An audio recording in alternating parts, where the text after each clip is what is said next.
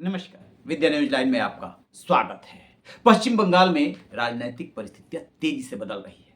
ममता बनर्जी ने चुनाव हारने के बाद साफ साफ ऐलान कर दिया था कि वो रिजाइन करने लोक भवन नहीं जाएंगी और वो गई भी नहीं। फिर क्या होगा? उसी दिन से सवाल पूछे जा रहे हैं। क्या ममता बनर्जी को पता नहीं कि केंद्र सरकार और राज्यपाल के पास क्या अधिकार है? बहुत बढ़िया से पता है। ममता बनर्जी सब कुछ जान रही है। उसी दिन उसी प्रेस कॉन्फ्रेंस में उन्होंने कहा था, आज से मैं आजाद हूं, अब मेरे पास कोई काम नहीं है, मैं सड़क पर उतर के आंदोलन करूंगी। कहने का मतलब ये कि वो जान रही थी, वो सलाह ले चुकी थी और आज जो खबर आ रही है वो ये कि विधानसभा को तत्काल प्रभाव से भंग कर दिया गया है।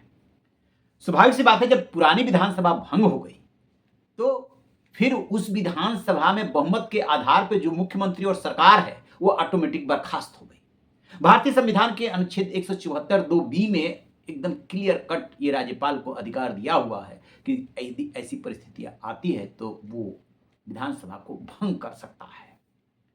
उसी अधिकार का प्रयोग करते हुए जो वहां के राज्यपाल हैं रवि, उन्होंने जारी कर दिया आदेश। होता क्या है कि जब मुख्यमंत्री और सरकार नहीं होता है तो चीफ सेक्रेटरी गवर्नमेंट के बिहाफ पे काम करने लगता है, क्योंकि वो ब्यूरोक्रेसी का हेड होता है और निर्देश कहां से लेता है? राज्यपाल कहां से लेता है। इस पूरे राज्य के संचालन को लेकर के कई आर्टिकल्स में इसका जिक्र है। जैसे इसी से जोड़िए 164 में क्या है कि राज्यपाल किसी भी राज्य के मुख्यमंत्री और मंत्रियों की नियुक्ति करता है और उनके प्रसाद पर्यंत तक आप रहते हो। यदि बहुमत आपके पास नहीं है तो आप नहीं रह पाओगे। तो जो सरकार का हेड होता है वो राज्यपाल होता है और केंद्र का प्रतिनिधि होता है। उसके बिहाफ पे मंत्रिपरिषद और मुख्यमंत्री काम करते हैं। इंडिपेंडेंट जो राज्य हैं जिनको पूरा अधिकार है, वहां पर कहने के लिए ये सिस्टम चलता है, लेकिन मुख्यमंत्री और मंत्रिपरिषद ही सारे फैसले करती है, राज्यपाल से पूछने नहीं जाती है। उनके बिहाफ पे वो काम कर रहे हैं। लेकिन जिन राज्यों में जो पूरी तरह से इंडिपेंडेंट नहीं है, जैसे मान लें कि संघ शासित प्रदेश है दिल्ली, वहां पे ये व्यवस्था नहीं है। वहां पे हर काम के लिए आपको राज्यपाल की तरफ देखना पड़ता है। तो चूंकि पश्चिम बंगाल जो है वो स्टेट है, तो वहां पर राज्यपाल को इन परिस्थितियों में ज्यादा अधिकार मिल जाता है, अदरवाइज सरकार ही काम करती है। अब चूंकि पुरानी विधानसभा कहीं भी जो उन्होंने ऑर्डर जारी किया है उसमें ये नहीं लिखा है कि हम सरकार को बर्खास्त कर रहे हैं या डिसमिस कर रहे हैं, नहीं, सिर्फ ये लिखा है कि पुरानी विधानसभा को भंग किया जाता है। अच्छा, वो किस आधार पर हुई? चुनाव आयोग की तरफ से पश्चिम बंगाल के मुख्य चुनाव अधिकारी ने ले जाकर के राज्यपाल को लिस्ट सौंप दी कि चुनाव संपन्न हो गया और यह है चुने हुए विधायकों की सूची। उधर से एक प्रक्रिया पूरी हो गई तो अब ये दूसरी प्रक्रिया शुरू हो गई कि पुरानी विधानसभा भंग और उसके साथ ही पुरानी सरकार भी चली गई। तो अब कायदे से ममता बनर्जी आज से पूर्व मुख्यमंत्री हो गई।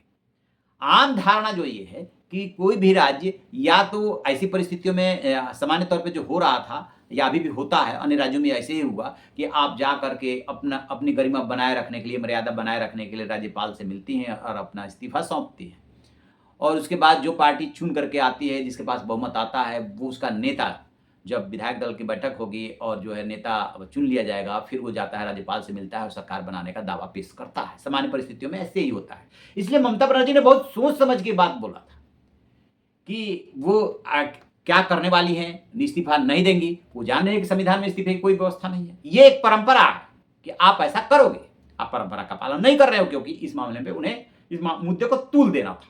सो वो तूल दे रही हैं भाई। इसको मंगलवार को जब प्रेस कॉन्फ्रेंस की तब से लेकर अभी तक तो चर्चे में है ही।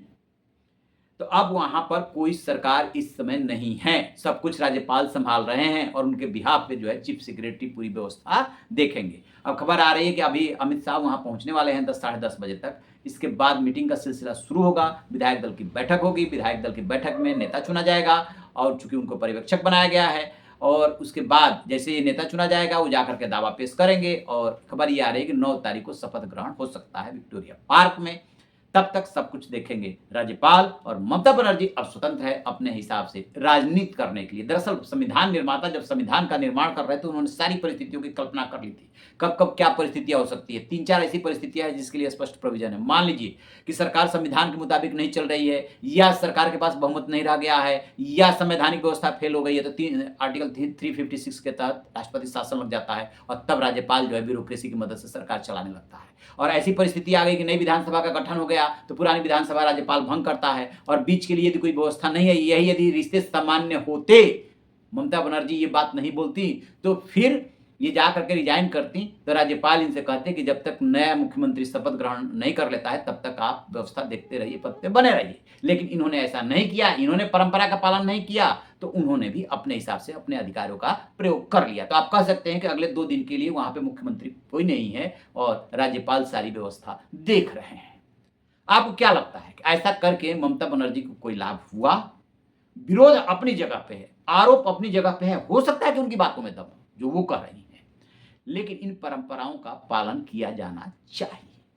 अपनी राय जरूर बताइएगा। Thank you.